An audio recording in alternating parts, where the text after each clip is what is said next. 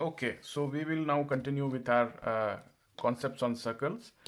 So now we come to section 10.7, which says angle subtended by an arc of a circle. Okay, so basically what this is saying is that suppose you have two equal chords, and so by that it also means that your arcs are also equal.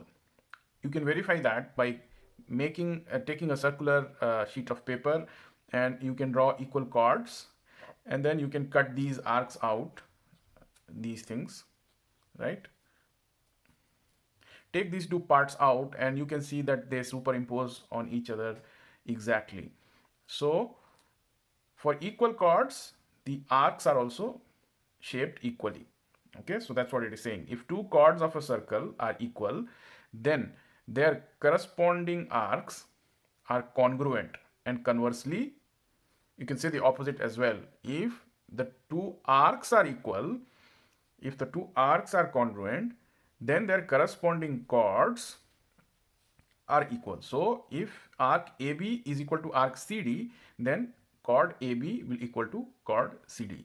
So like I said, you can just cut it out and you can see that they are superimposing on each other, which is what this theorem is saying. Okay, so if that is the case, then let's look at the next theorem here. This is basically saying that congruent arcs or equal arcs of a circle subtend equal angles at the center, right? That is actually very self-evident, right?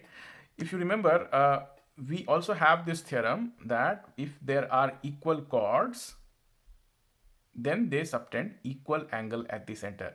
And given that if the chords are congruent, the arcs are also congruent. So by that logic, this arc will subtend equal angles compared to any other arc of the same size.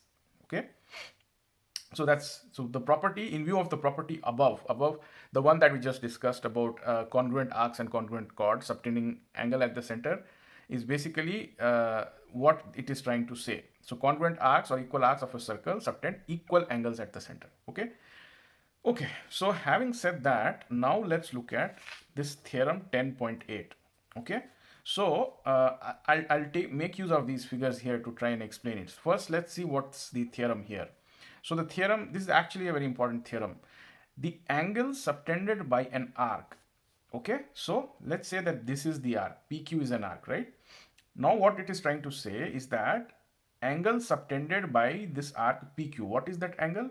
POQ, right? So this is the angle subtended by the arc, right? You can see here. This angle is subtended by the arc PQ here. Okay, so the angle subtended by an arc at the center, right? It is being subtended at the center, is double the angle subtended by it at any point on the remaining part of the circle, right?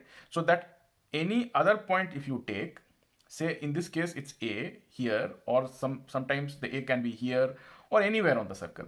So the angle subtended by the same arc, right? So PQ, if you look at it here, you see here PQ, that is subtending angle PAQ, right? On this point, right? So we are talking about this angle, okay? So this PAQ, if this is equal to A, then by this theorem, this should be equal to 2A, right? So we'll try to prove this now.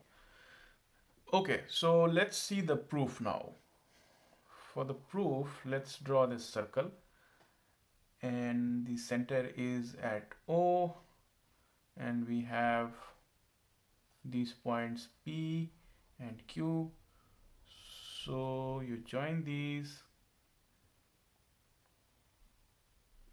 and then there is a point A, so you join this and you join this. Okay, so what do we have to prove? So we have to prove that, angle PAQ twice this angle is equal to angle POQ. So the theorem says that the angle subtended at the center by this arc is twice the angle subtended by the same arc at any other point on the circle. So that any other point happens to be point A here. Okay, so how do we prove that? So for that, let's do this construction here. Okay, so we drew this line and we call this point B. Okay, so now let's see this angle, angle POB, right? This angle. What is this angle equal to? This angle is equal to the sum of these two angles. And same thing can be said about angle QOB. This angle is the sum of this and this angle, right? In this triangle. Okay. So let's write it down then. So angle, so in triangle POA, angle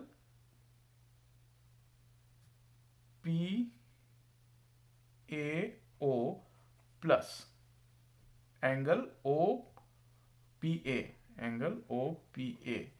that is equal to angle POB,